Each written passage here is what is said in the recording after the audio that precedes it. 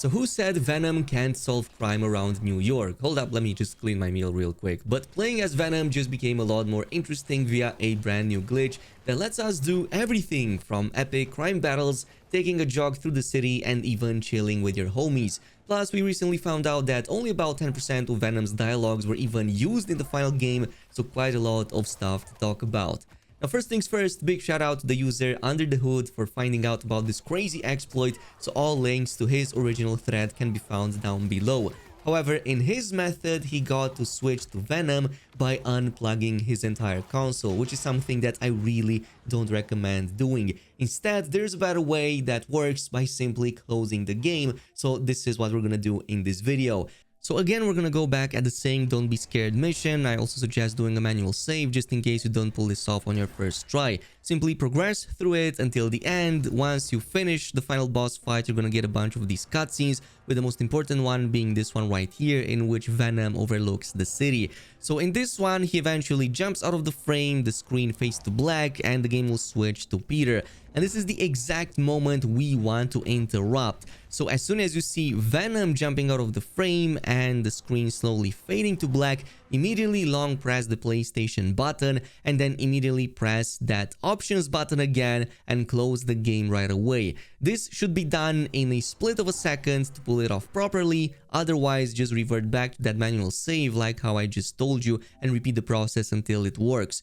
You will know that you pulled this off correctly if taking a look at the save file, you will notice the name Friendly Neighborhood instead of the name of whatever mission follows next. And once you log in the game, you're going to notice that the next mission didn't start, but instead you're in free roam mode with Peter and the objective is kind of broken. From this point on, there's only one step left, and that is to go to any of these unidentified targets / drones around the city. As soon as you reach that, you're going to notice that the game immediately switches to Venom, plus it kind of screws the lightning a little bit. So if it does cause those issues, simply do a manual save. By the way, from this point on, you can freely do manual saves as Venom and revert back to them and play as him whenever you want in case this gets fixed. And then simply reload that save file and you're going to notice that now the night time is properly rendered. And yes, absolutely everything around the game is going to be spawning, and this includes also crime activities. So you can totally go in and solve crimes as well Venom, which I find really interesting. You even get the bonuses, the XP, and all of the tech parts and other rewards from doing it. Plus, I might say this is the most fun I've ever had in this game after, just finishing it. It just gives you a whole new perspective of playing with another character that you normally couldn't before. This is exactly what we wanted since day one of finding a way to play as Venom in free roam. But my favorite though is that you can also stumble upon other symbiotes and even fight them as they appear through battles. There's just nothing like having two of these big symbiote brutes going against each other. Obviously, you're going to be much stronger than these variants since you do a lot more damage, but Venom is very good at defeating these giant brutes. Something that with Pete or with Miles, you would have to kind of do other things and constantly interrupt. Not with Venom, he's going to completely obliterate everything. Plus, his attacks can also destroy vehicles, so that's that in case you're fighting some of these Craven hunters.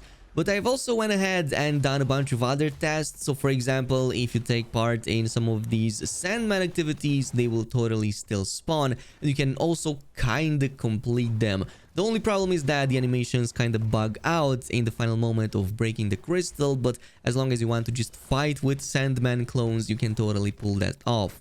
Obviously, main and side missions will no longer work since you're not with the proper character, but you can, for example, collect spider bots since it obviously does work to do that in this case. By the way, if you ever get stuck inside of a building, which can happen oftentimes, you can just reset checkpoint and you're going to go back at playing with Venom. So how cool is that?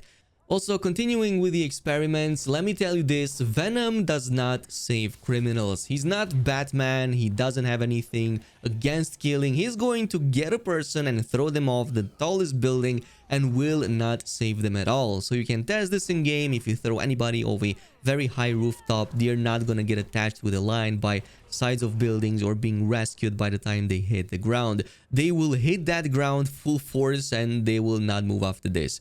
There was maybe one moment in which one line did save somebody, but that just happened randomly, and that's mostly because the same skeleton rig used for Venom also uses Miles. In fact, when you go ahead and solve some of these crimes, and especially when you do so with these Craven hunt burrows, you're going to hear some dialogues from Miles, since technically he's the one running with these animations. That is why you can also do the Wakanda Forever at the embassy with the Venom character.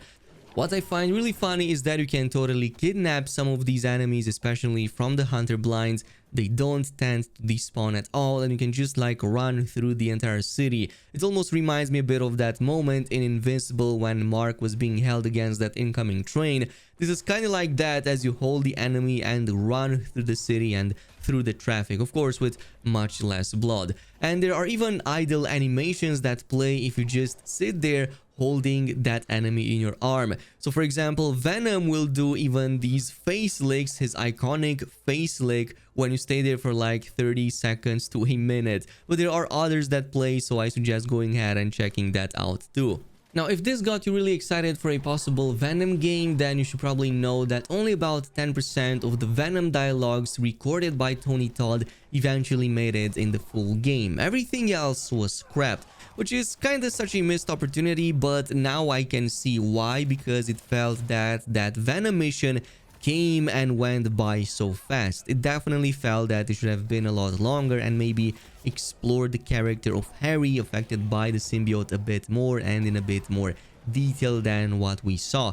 But maybe this will be reserved for some future DLC, maybe possible that Venom game 2. Whatever Insomniac does next, I really want to see those missing dialogues and the plot lines they wanted to go with. Because there's a second one that they also scrapped for Miles, in which he was also supposed to get a symbiote suit of his own. So we were this close to getting the Absolute Carnage 2019 comics, but we obviously never did. So again, really keeping hopes high that we will see Absolute Carnage and that Carnage variant of Miles in some possible future DLC too. But let me know down below what you think about it. Do you think that Venom sequence was too short and should have Insomniac made it a lot longer? Anyway, it looks like we're gonna have a couple of years ahead of us filled with superhero games. We're also getting these DLCs. We know that Insomniac Games is focusing a little bit more on the Spider-Man 2 DLCs for 2024. And in 2025, we should see maybe the Wolverine game coming out finally. In the meantime, DC is also making some moves, so Suicide Squad, the game coming out next year in February, is also getting a closed beta. It starts actually in a couple of days, so from the 30th of November up until December 4. You can still, of course, register to it, but you're kinda in the very last moment, so make sure you go ahead and do it fast.